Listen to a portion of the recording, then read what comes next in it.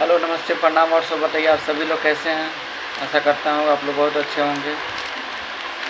और आप लोग भी मेरा वीडियो कॉल देखते हो तो लाइक कमेंट करना ना भूलिएगा और शेयर भी करना ना भूलिएगा। अभी मेरा शुरुआत है, अभी मैंने ऐसा कोई अच्छा वीडियो नहीं बनाया हूँ। और आप लोगों का प्यार और दुलार आशीर्वाद मिले तो ज़रूर कुछ न कुछ करने का मौका अवश्य मिलेगा। एक मेरा गाना है, अमृत के धार केहू केतनो पियाई गो माई बिना, कैसे करे जावा जोड़ाई भाई गो माई बिना।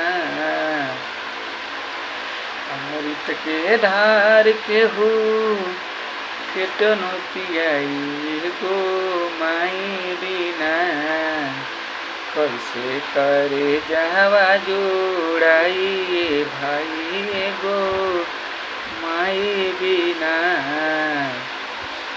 कैसे करे जावा जोड़ाई भाई गो माई बिना।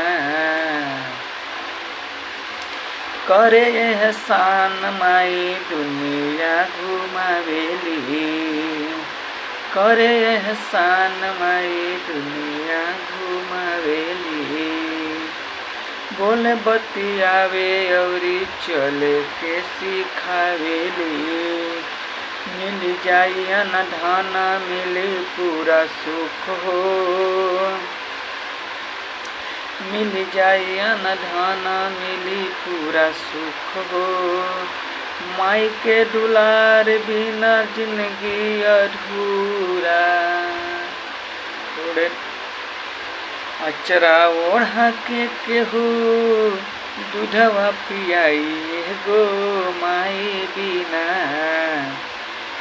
कैसे करे जावा जुड़ाई भाई गो माई बिना,